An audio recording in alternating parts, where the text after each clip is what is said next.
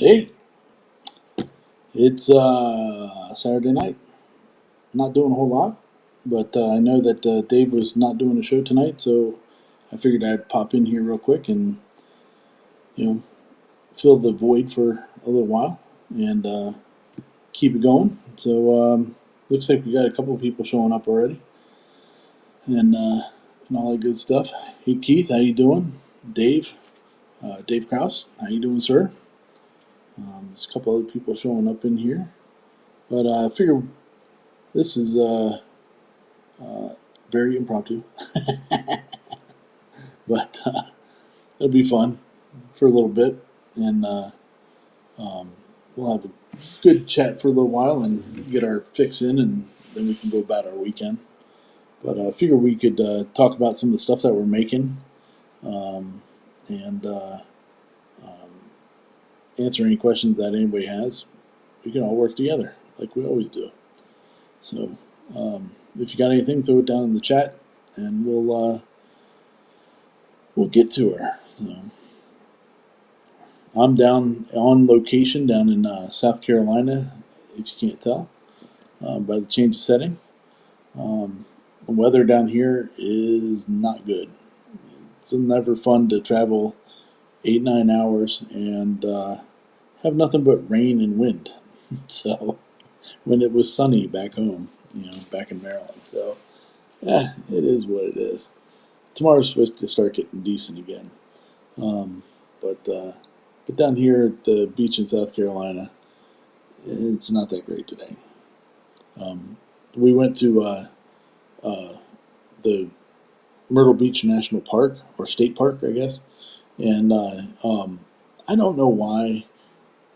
They had the beaches closed and all that because the weather's horrible, and I don't know why they still charge you to go in.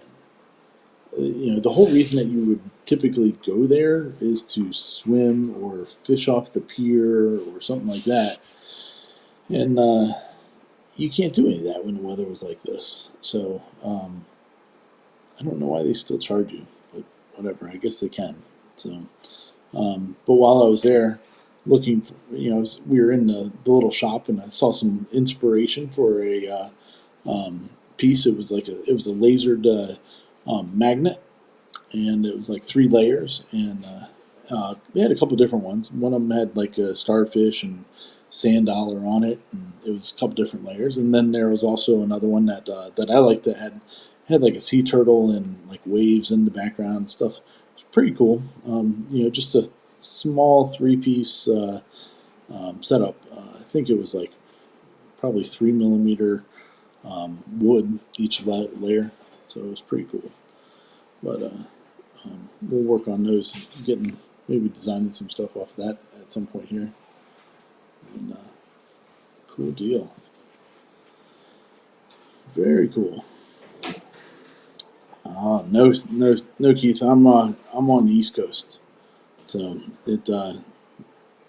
right now we live in Maryland, and when we vacation, we come down here to South Carolina. So, good times, good times. Hey, there's Troy. Hey, Troy, how you doing, buddy? Be in and out. This is cool. Thank you. Appreciate it. Thanks for popping in on a Saturday night. Good times.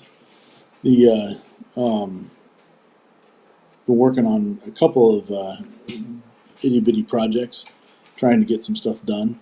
One of them, I know that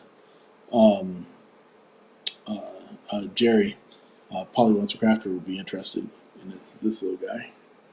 Got myself drew it up in Procreate, and then I'm going to do it as like one of the layered mandala um, designs. I'm going to put something inside the lines and such like that. I found that the original drawing, or it wasn't a drawing. It was what was it? It was a like pop socket thing. It's like something that goes on the back of your phone. Something, I'm not really sure, but it was shaped like the Mandalorian's head. So I redrew it, and that's where I'm at now. Kind of like the idea of the way that they did the line, so I redid it. The drawing has a little more work to do on it before I do those lines and stuff. But it'll get there. Another thing is, we completely redid this place down here in South Carolina, and in front of me is just a big blank wall. On that wall, I've been working on a design, and it's going to be a huge CNC project for me. Probably about a 5 foot around piece, and it's gonna look like that. This has some more work to be done on it. Originally, this said Myrtle Beach here, but I redrew it and then put Surfside Beach in there. You can see, like over here and stuff, there's still some more work I need to do on the lines and such like that, but it'll be pretty cool. Plan for it is to do the blue as one layer, and I'm going to split it somewhere here in the middle, like a puzzle piece, where one of these layers will cover it. Probably this red one, because that makes the most sense, and it'll be the most hidden. And then then I'll overlay these other pieces on top of it, which I think will look pretty cool. So it's another one of the projects that I'm working on. And, oh, there's Mr. Clyde. Hey, Clyde, how you doing, buddy? Good to see you. Thanks for jumping in here. It's good times, though. We're having a good time. As far as laser projects are concerned, I don't really have a whole lot going on with that at the moment. I have a video I need to finish editing and put out. I did I have a K40, and I went ahead and got a new board for it. And that board is made by, who is it made by? Wow. It'll come to me. Whatever. But they make it so you can do a light burn on that board. It's not OhmTech, but it's one of the other ones. But it's pretty cool. It was really easy to hook up. I just need to finish editing the video on it. The one thing that I did find that I'm having an issue with at the end of it was that when you home, if the X is further away from than the Y is from the home switch, it'll crash into the back, even though it's hit the homing switch, and it'll crash into it until the Y hits. I tried changing around the X and the Y limit switches. Still does the same thing. So I'm assuming it's something that's in Gerbil that will need to be just adjusted. Something with the soft limits or something like that, or hard limits, and then it should be all right. But I just need to take a little bit of time to figure it out. Or when I turn it on, just push the laser head closer to the Y0, and it'll and it does fine. It doesn't crash into anything. It's kind of odd. Don't know why it does it, but I'm pretty sure it's something in Gerbil. So besides that, not a whole lot else is going on with the laser. I do have plans for another project on it. I just need to cut it. Actually, cutting it with the CNC, making a new table for it, which would be kind of cool. And CNC work, I don't have a whole lot of stuff going on with that at the moment.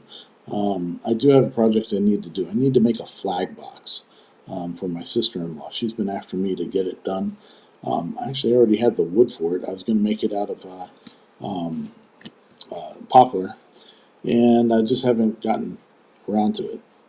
But it's kind of a nice box. It's not a triangle box. It's actually square, and then it has a triangle inside. And there's Jerry. Hey, Jerry, how you doing? And Mike's here. Mike, evening. Thanks for jumping in. And there's Jerry.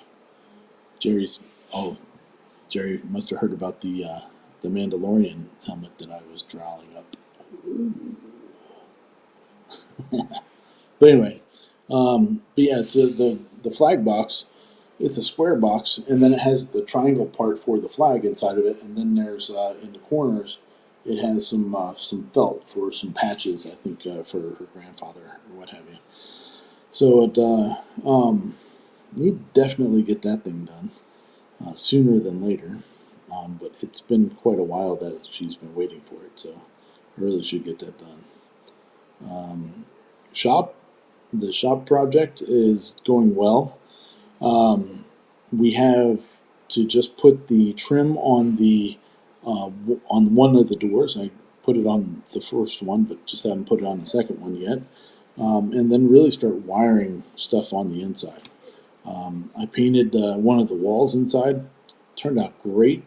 Actually, had filmed a video for that too. Just need to edit it and get it put out. About painting OSB. Had good luck with it. And so that'll be coming out here pretty soon too. So not too shabby. Oh, Jerry's working on his pit droid. Nice. Last few play. Man, we need to get R2 done, buddy. Get R2 done. The pit droid can wait. Oh, and there's Robin. Hey, Robin, how you doing? Thanks for joining us. Figured it's a quick little thing since Dave's not doing the CNC with Dave tonight. I threw this on just to have something to our to satisfy our needs for Saturday night entertainment or lack of it. So, but what's everybody else working on out there? I know Jerry said he's working on his pit droid. And if you don't know what the pit droid is, it's from Star Wars. And muggles like Dave just don't understand that. It's good times, good times. Let's see here. Oh, Jerry's saying here. Let's see what he says here. Archie's almost done. Getting ready for Monday's selling event. So we printed the pit droid. Nice. Very cool. Oh, and also printed the RX-24. That I don't know what it is. I don't know why, but I don't know what that is. Robin's made a planar pot holder shaped like a golden doodle. Nice, very good. You know, Robin, we used to just call it mutts. It wasn't a golden doodle or labradoodle or what do they call the Shih Tzu one? I don't know. there's some crazy people dog names now. Everybody just called them mutts back in the day, right? And that's okay because that's all they need to be. I have a mutt. One of mine's a mutt. She's the German Shepherd. We think she's Doberman mixed, and she's our rescue that we got from what we call it, Texas. She came from. Yeah, it's not a designer dog. Come on, don't. That's like saying tilapia isn't like a dirt fish, isn't it? It wasn't called tilapia until recently. Oh yeah, German Shepherd Lab mix. Good dogs. We love our German Shepherds. We have a blast with them. The big one is a little bit of a handful. He doesn't like when we're down here in South Carolina, I take him to the dog park since we have a condo, and they don't have anywhere to run around here, so they stay inside until I take them over to the dog park a couple times a day. And the the big one, Ranger, and he doesn't understand how to play with other dogs, which it's kind of a shame because he's a good boy. But he sees the other dogs like wrestling and making noises at each other, and he thinks that they're attacking each other, and that he needs to go break it up and attack whoever he thinks is the one that's supposedly more dominant. And so he can be a bit of a handful. He also doesn't like it if any dog is not fixed. If they're fixed, I guess he smells it, and He doesn't. The one lady that shows up every morning, she has a French bulldog, and the French bulldog for last summer wasn't fixed. Ranger could not deal with it. He wanted to eat that little dog. And he doesn't usually want to eat little dogs if they're fixed. So yeah, he can't deal with that at all. Sage, on the other hand, my rescue, she's yeah, you just let her go. You open up the door, you let her unhook her and let her go, and she runs and plays with everybody and has a good old time. It's pretty funny. So yeah, gotta love dogs. Love dogs. Love dogs. Try to pet them every time we see one. I've made a sticker for the back of my truck, and it says "We the Dog People" in the "We the People" font. It's pretty awesome. I love it. Let's see here. Oh, Keith. Keith is saying here, still no place to assemble the Gatton, but we'll start playing with the electronics next week on a mock-up board. Hey, that's good. Hey, progress is progress, Keith. Just how big are you going to make your Gatton? I mean, that really is going to be the kicker for you, whatever you're planning. And remember, you can always change it down the road. It's they have the you know, 2x4 or whatever is a great size because mostly everybody's making signs, and you're always using up that front corner when most people don't use up the whole thing. I'm kind of one of the exceptions to that. I really actually wish mine was larger, where I could use the whole 5-6 feet of the gantry. But that's just because I like making big stuff. One of the things I did, let's see if you can see it. There it is. There's my Surfside sign there, and yeah, that if I had the back gantry on my Gatton hooked up, I could have made that 5 feet long. Instead, it's about 4. So, but it still looks pretty good. I was pretty happy with it. I actually sold a few of those after I posted them, and you haven't decided yet. Nice, all right, man. Hey, we'll work on the electronics because the electrics are probably the hardest part. The rest of what you got there, I mean, yeah, the pieces that you actually have to cut, they're squares or rectangles rather. But and if you ever see one of my videos where you're actually looking at where I show the machine, look at my gantry. I have screws that are not there in some spots because I didn't put them in straight enough or whatever, and it jacked stuff up. So I just took them out, and it's been fine. So I might put like some really short ones in there just to you know make it look proper, but it works fine. It's no big deal. Yeah, whatever your size you decide. I mean, it sounds like you have, since you don't really have any place to assemble it right now, I would guess that you're probably going to make a smaller one, which is great, and because you can use it and see what you're building or what you need to cut, and you can change it from there. I I would suggest my big suggestion with when you're making your Gattons, the people out there that still make them, is to make them wider than they are deep, because you can, if you can make it 4 feet wide, then you can still, you can put a sheet through it and tile it easier. Mine's like I can put 3 foot wide pieces on mine, so I can't tile really like an 8 foot sheet of plywood, but I'm fine with that. It doesn't matter to me. But if you can go wider than you are deep, you'll be really happy with it. No big deal. No big deal. And if you're not happy with it, you can just change it. I mean, all you're changing is the gantry pieces and all that. And all that is just some rectangle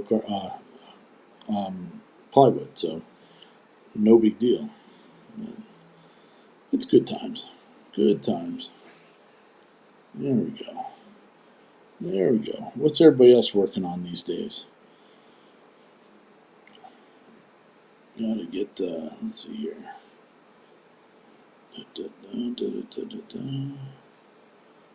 I hope you guys liked my title for the show, making it up as we go, because that's all that we're doing tonight. After Dave said that he wasn't going to have the show, the other guys all made plans. So I was the only one that hadn't made any plans, and I was like, yeah, here we go. I don't have any kind of what you call it, giveaway tools or anything like that. So, but yeah, so he's fine. There you go. There you go. Dingo ate your baby. Oh, 5 cool points for anybody that can tell me the TV show that was talking about that. The dingo ate your baby. Here it comes. Here it comes. Oh, I know somebody's going to get it. The dingo ate your baby. Oh, his thought is full width ply at 3 foot length. That's a good size. It really is, because with the 3 foot, you're going to have, you'll actually have about 2 feet of cutting space, because you're from the back of the gantry to the front of the router is going to be about 13 or 14 inches, I think. It was the TV show Jerry, and Jerry is also another clue. But yeah, that'd be good. I think you'll enjoy that, Keith. That'll be a good shot. Oh, Ranger dog came out. Hey, buddy. Here, anybody want to see the dog here? He's saying hi. Ranger. Hey. Hey, come here. Oh, he walked away. Anyway. There we go. It was Seinfeld. It was. It was Elaine. She was talking about it. There we go. I forget what it was in reference to, but she was asking some lady, because there was a story in the news, I think around that time frame, where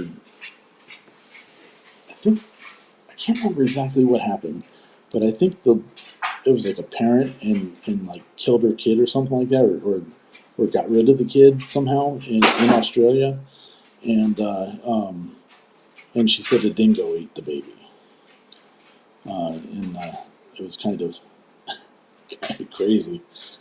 And but anyway, so on Seinfeld, there was something, and she, oh yeah, it really did happen. But I forget what the details of what really happened with it.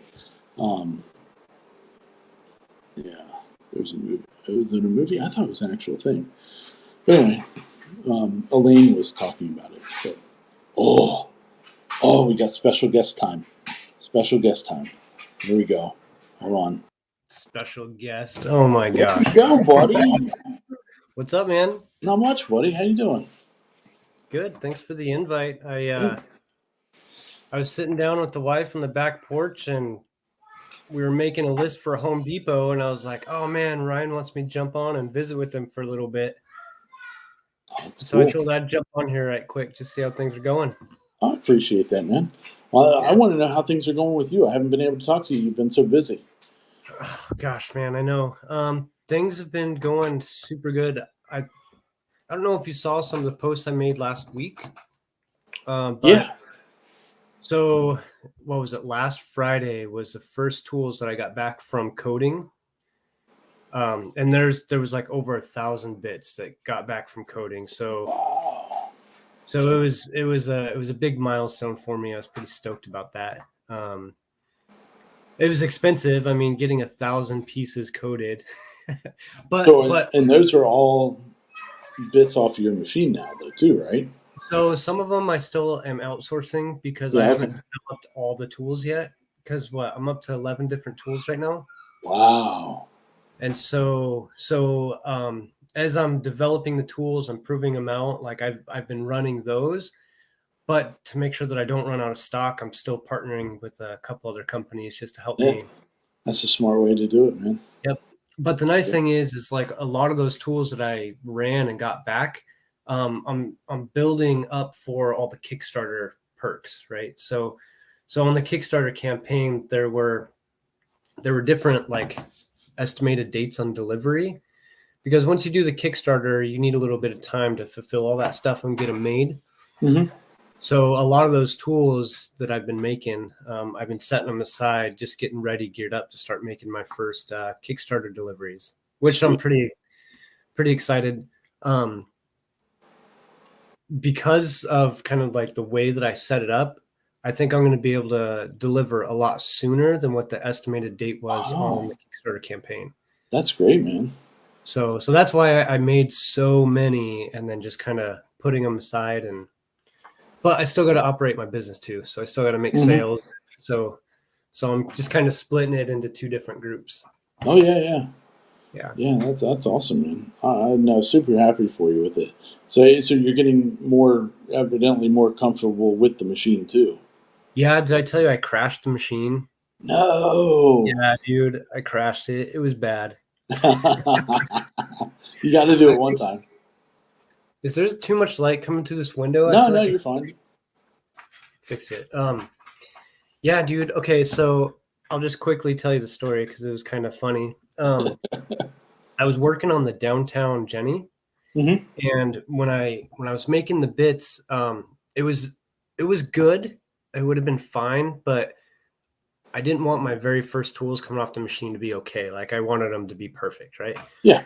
So so what I was dealing with is when you're cutting tool geometry, there's like a primary land, a secondary land, and a tertiary land, or the back off is what they call it.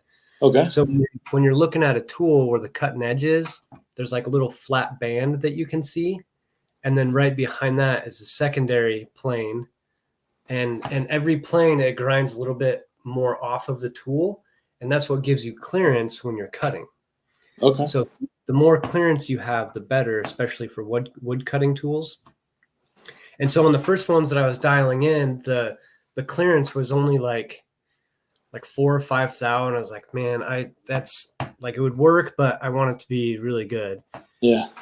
And so what I did is I took my tool and I was working with another company because I'd go and I'd make edits to the program, run a tool, and then I'd drive all the way across town and then inspect everything on his machine. He has like a $50,000 inspection equipment Wow. specifically for tool geometry. And so I'd go and I'd make these like edits, run it, and then go get it checked. And so we came up with a plan. We're like, okay, tool one, I want you to make these edits. And so I made those edits and I put it in a tube and marked it as tool one. And I had 4 different things that I wanted to try just to see how it affected the tool. Hmm. And so everything that you could do wrong, like I totally did wrong. And it was a huge learning experience for me, right? But so inside the machine, you have the grinding wheels that sit on an arbor, right? Yeah. Okay. So I don't know if in your mind's eye, if you can see like the machine like moving and how it kind of turns and cuts those different flutes.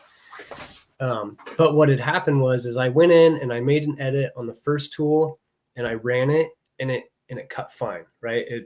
It was good to go.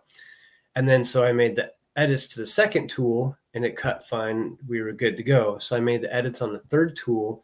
And where I went wrong, whenever you make a change to a program, you can do a dry run and you can run it through just to make sure you don't have any crashes, right? And one of the changes I made was a C work offset. So if you can imagine the tool sitting like this, and then you have the grinding head that's coming around like this, right? Well, it came and it was like almost straight on. So I was at C minus 90 degrees. And the front cutting wheel is smaller than the cutting wheel, the grinding wheel on the back. Okay. And the spacing in between my two wheels was just barely shorter than the projection of my tool. Oh. Hey, hang on a sec. Yeah. Hey, I'm on YouTube right now with my buddy Ryan. Okay. Um, so the tool came in, dude, and it made it past the first wheel just fine, and then it kissed the second Oh. tool, second wheel. And no joke, dude, I turned around on my workbench and I was writing down everything that I changed, and I heard the grinding noise, and I turned around to hit the e-stop, and I was maybe a half a second too late, Oh.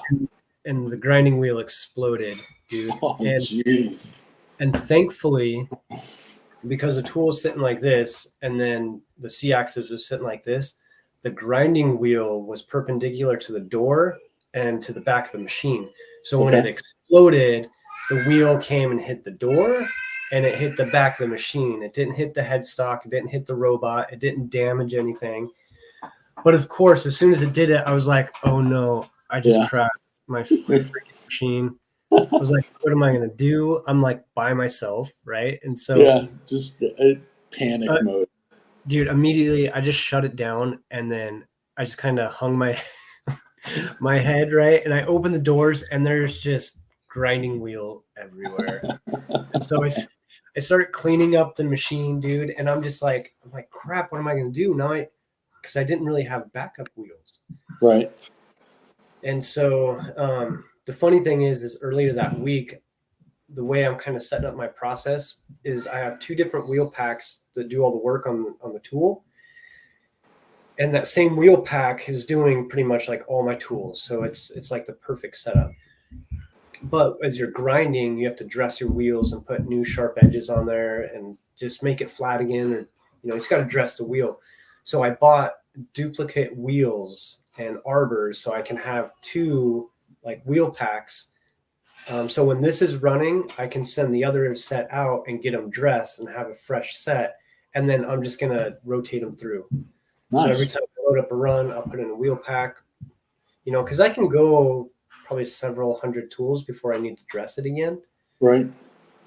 But I don't have a wheel dresser. So I have to take the wheel packs out of the machine, go to another company, and then thankfully they let me use their equipment. So I'll put my wheel packs on their equipment and dress everything. But it's like a whole day. Like, Wow. You know what I mean? So it's a big deal. So I just wanted to create a way that I could just kind of rotate them out.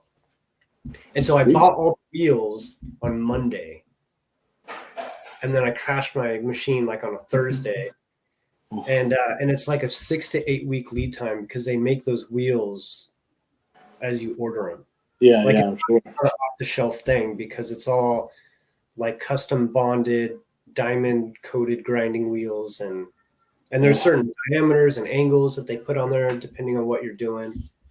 So it was pretty crazy, and thankfully I recovered pretty quick because I found an extra wheel that was smaller, but I was able to use that wheel and put that same angle on it.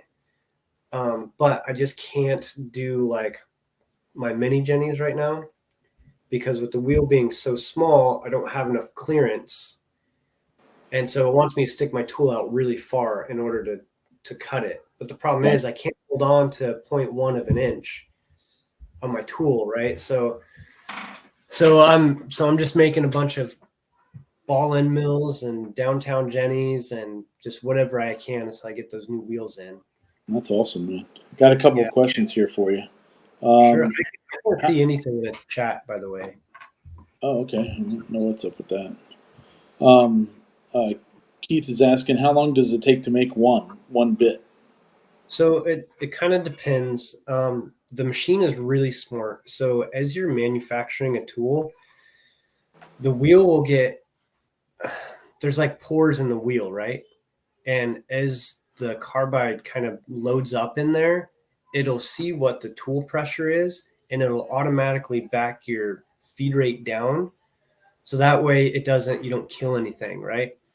So if you do a really good job and you're white sticking everything, throughout the process, and it's running at full tilt party, on the Jenny bit, I think it was about 8 minutes from the time it picks it up out of the pallet, loads it in there, runs it, inspects it, and then puts it back in. That's awesome. So it's about 8 minutes for the one tool.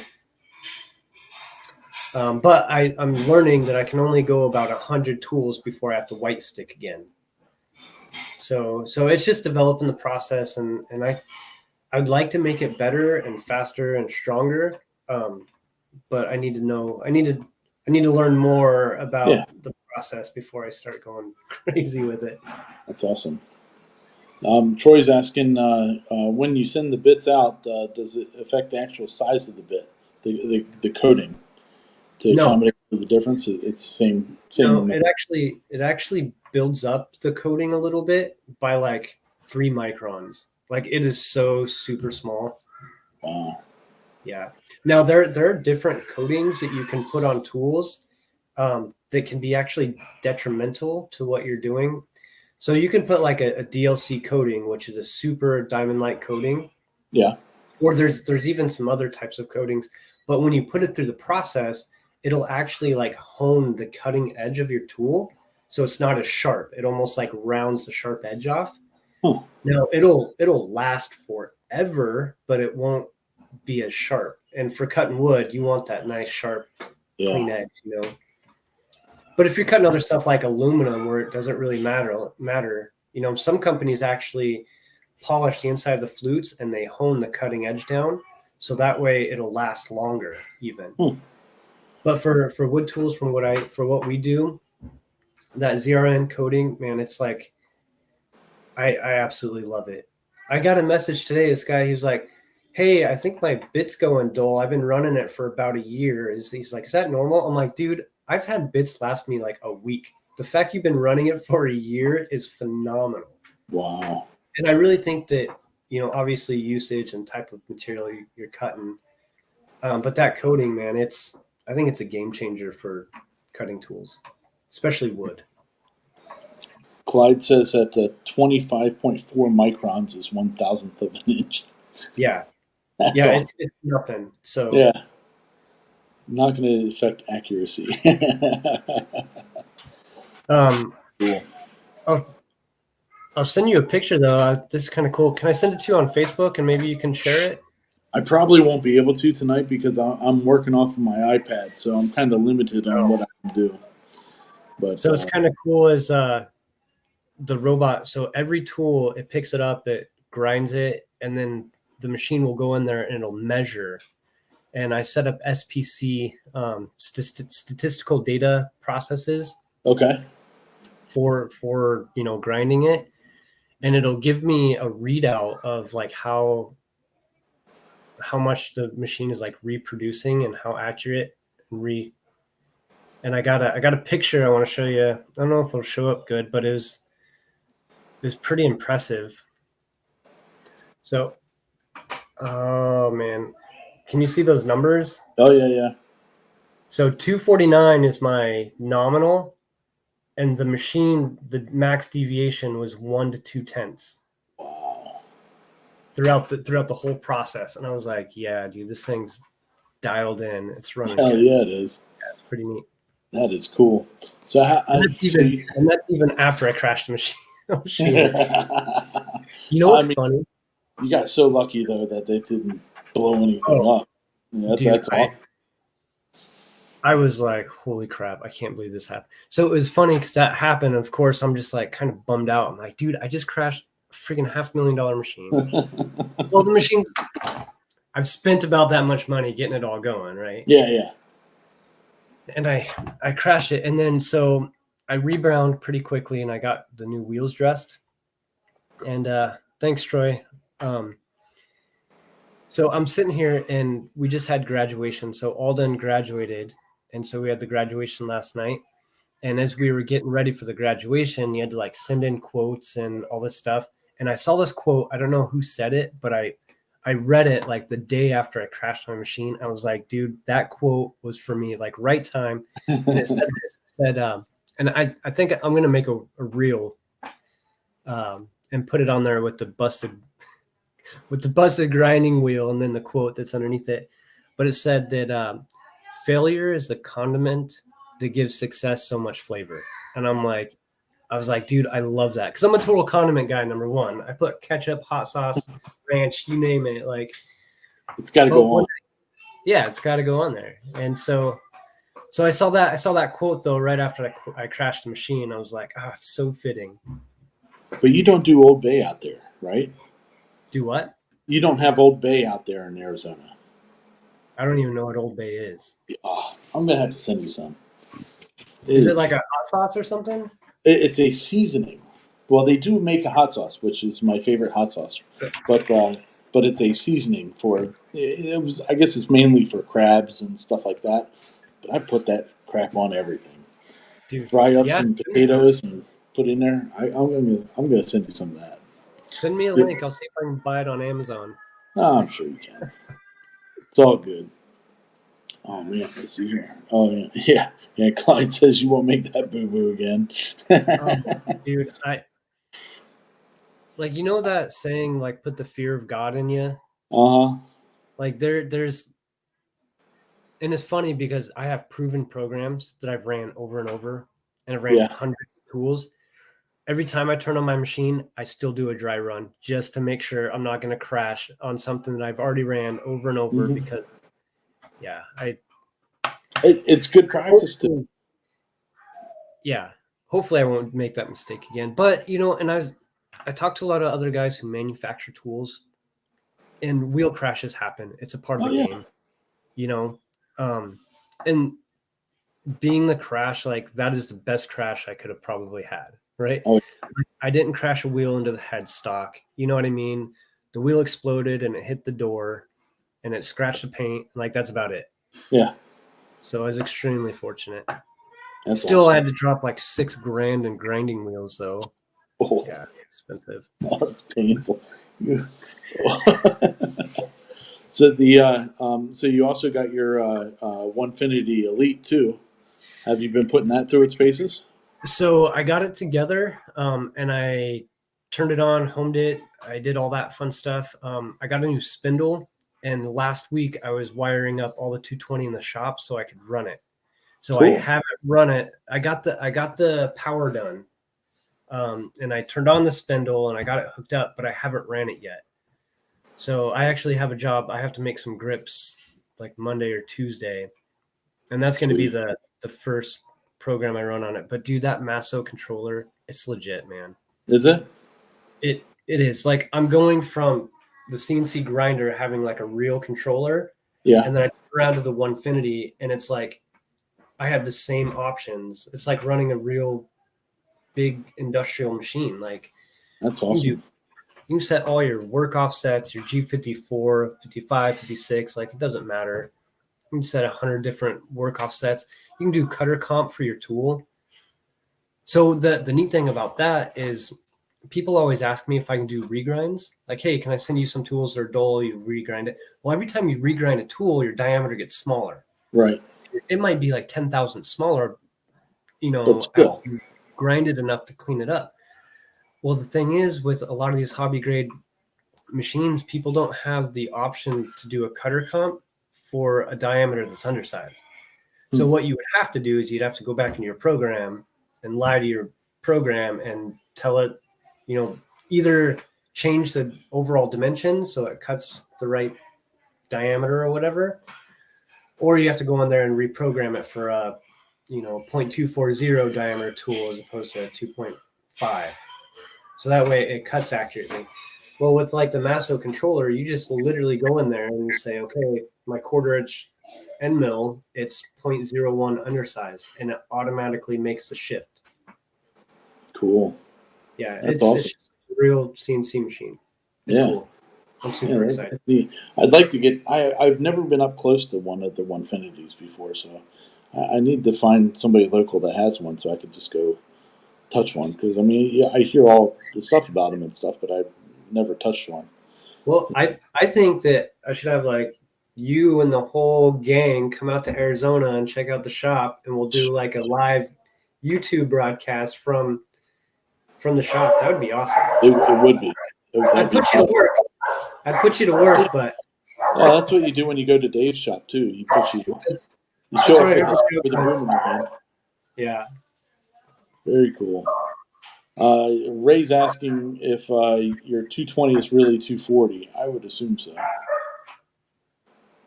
'cause So I you've got just went. 80 coming in or something like that. I think, right?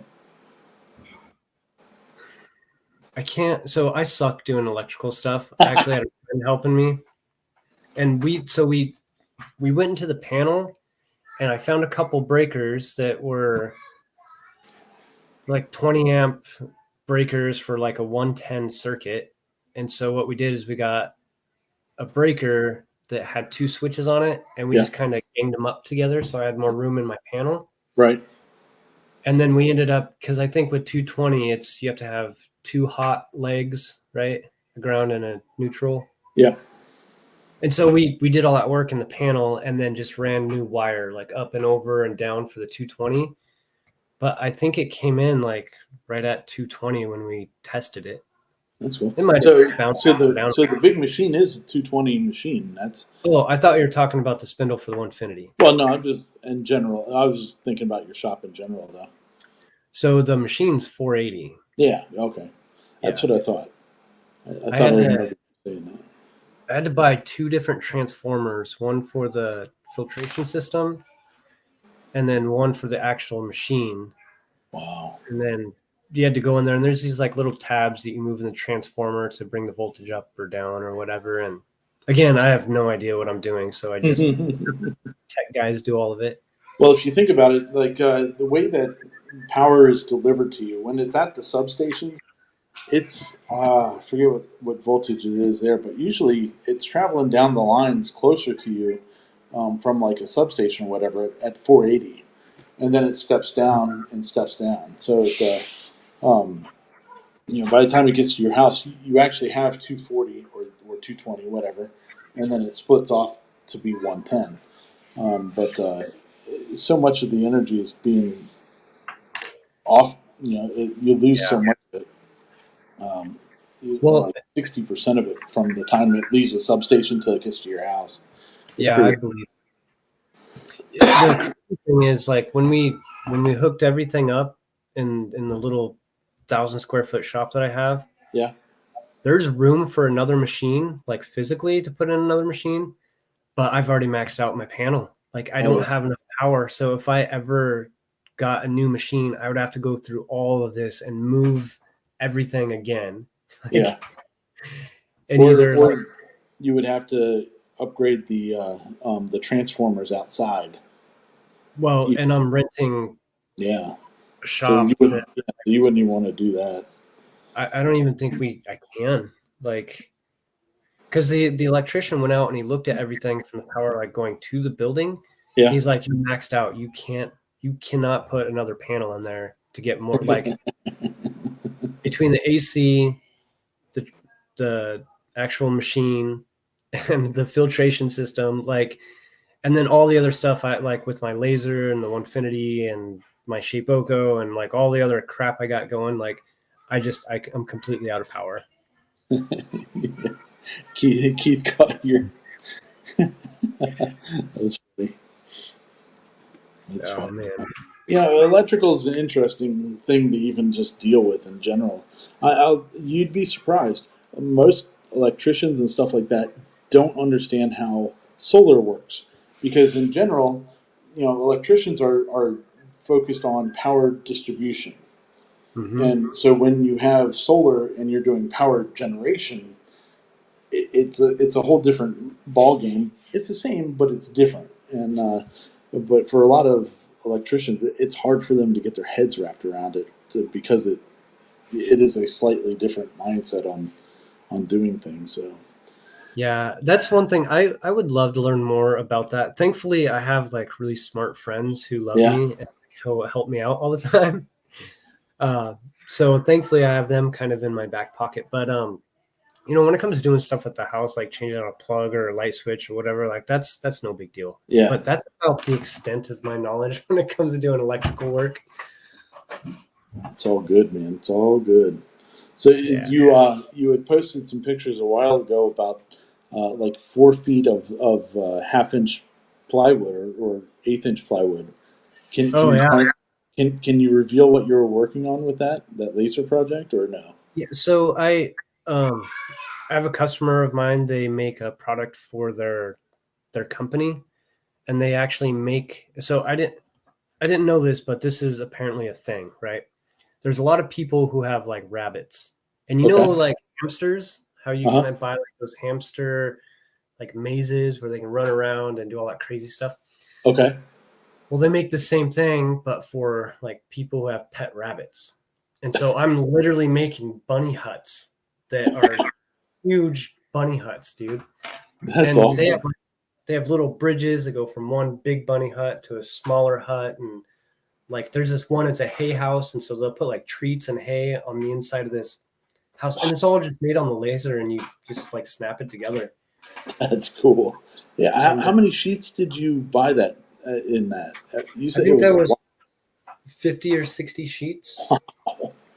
Yeah. Man. And then so they were 5x5 sheets, so 60 inches by 60 inches. And so then I ripped them all down, right, to 20 inches by 30 inches. So that way I can just easily throw it in the laser. And that's why the stack was so freaking tall, like 4 feet Yeah. tall, but it was all 1/8 Baltic birch. That's awesome. Every night I've been running the laser. Like I've been running the laser all day today, and I'd come inside and hang out with the family, and they had some birthday stuff planned for me today. So in between like doing family stuff, I'm still going out in the garage and rocking the laser. That's awesome, man. Are you done with that project yet, or is it still going? No, I'm about a third of the way done. Wow. Yeah, so I've made all the big houses, and now I'm working on the smaller houses, and they're cool. Like it has this bamboo shape. So man, it's like 19 inches tall, and it's maybe 15 inches wide. Like that's like the width of it and the height of it. And it's got a big radius on the top. Well, in the middle, I'm cutting out shapes. So one's a sun house. So I'm cutting out like the rays of the sun. And in the middle, I'm cutting out the circle where their sun would be. So you can look at, so it's almost like a window. So when the rabbit goes in there, you can see him. Huh. The other one, it's a bunch of like bamboo shapes. And I kind of made a joke. I actually took a little video. Just gonna make a posting about picking up all my bamboo droppings, and I have an entire box just like filled with bamboo droppings. It's crazy. Wow. That's crazy. Man, But- putting that thunder to work, man. It does Yeah. good. It's about 6 minutes every time I hit the button. That's how long it takes to make a set. Well, it's not a full set, but Yeah. a full sheet that I can put in the machine. Yeah. Yeah. Awesome. Hey, Ray's got a quick thing here for us here. Let's see what this says. Have you tested voltage on the ground? Panel's maxed out and had to put in a bigger ground. It stopped a lot of problems. No, I hired a electrician company to come in to do all the work, and so when I bought the machine, a part of the requirements is you had to have a licensed, insured, certified electrician to hook up the machine. Yeah. Because if I didn't, it would void the warranty. Yeah. Because if I fried the board, I mean, there's in the back of that machine, there's like 15 different boards, dude. It's insane. Like Wow. all of the electrical stuff that's in there. Hmm. And so, anyways, with that being said, I haven't tested anything, Yep. but I just No need to. trust the company that I hired did everything that needed to be done. And then the Anka technician, they're there too. Yeah. So as power was hooked up, they do like an initial turn on, and then once the power is to the machine, the technician actually goes and bumps up all the voltage to the linear motors. So that way you don't fry anything. Cool. So between Anka technician and electricians, I think I'm good to go. Good deal. Good deal. Troy says, "Don't knock us. People stuck with that are stuck with the kids' bunny rabbit." Dude, you should buy these huts. They're actually really cool. Again, I didn't know it was a thing, but it's a thing. And Yeah. in this city, It's crazy the stuff that people buy, like that are things. Yeah. Like you wouldn't. You'd be like, what? That's a thing. so the lady that I'm doing it for, like she's super young, and her dad's helping her build this business, and like she's just killing it. She's doing an awesome job with the marketing and making new product and putting it on her website, and she's built like this whole business around like bunny treats and bunny houses Wow. and bunny habitats, and she it's really impressive. Like I said, I didn't know it was a thing. So I grew up on working on ranches my whole life. Like I did 4-H and FFA, but we were all like horses and equine. Like my parents team roped and rodeoed, and so I never like raised rabbits or did any of that stuff. I mean, I remember learning about it and seeing other people when we'd go to the 4-H shows and, you know, they were showing rabbits or whatever, but I never got into that side of it. And I just didn't realize how big it was. Cool. But Yeah. for me personally, I don't care. It's feeding my machine. So Yeah. I'll take them all day long. Yeah, I'm sure there's like my one daughter has a bearded dragon, and I'm sure there's all kinds of crazy crap that people make for those too. I know she makes some outfits, and So and awesome. she makes like she has a leash for him and harness, and she takes them out with her. And Well, so the interesting thing is they want to keep it safe for the rabbit, right? So they will only use like wood products, and she makes like these special treats for them, and there's like these special like hooks that she hangs on the bunny huts. okay, So the rabbit can go and play and eat treats and but that's why they wanted it all out of the Baltic birch, is because it's a safe wood for the rabbits, because they'll chew on it. yeah, they definitely will. Yeah, Man, crazy. it's funny. Well, we've been at this thing almost an hour, man. So I want to let you go and so you can enjoy your birthday weekend and all that good Yeah, stuff. man. I appreciate you jumping on, buddy. Yeah, sorry for being a little bit late, man. You're fine. I didn't get the message until a little bit later, and then I messaged you. Oh, did You you? did. Okay. It was Yeah. very an impromptu thing. When I saw that Dave wasn't doing the show tonight, I was like, I'll do something then. You know, some of us out there need a fix. So No, it gives us a good how many people are watching? Is it the usual crew? No, it's pretty small. There's not a whole lot of people watching this right now, but it's all good. Yeah, there was no promotion of it and stuff like that too. So, I mean, the other guys all when Dave said that he wasn't doing the show, they all made plans. So, so that's what most people I think did. But that's all right. Well, it's still daylight out, so I'm gonna go to Home Depot. My Nice. wife hit a sprinkler head in Oh, our backyard, oh, and so one of the timer areas, like, it didn't break on the top where the sprinkler head is. It broke way down below, no kidding. bubbling water like up from the bottom of the sprinkler. So I got to go out there and dig it all up. And Yeah, it's a mess. but the weather's nice right now. Like, now's the time to do it. Yeah, oh yeah. Before it gets too scorching. So. Yeah. Well, hey, I just wanted to thank everybody else for jumping in here tonight and saying hello and all that good stuff. I appreciate it. And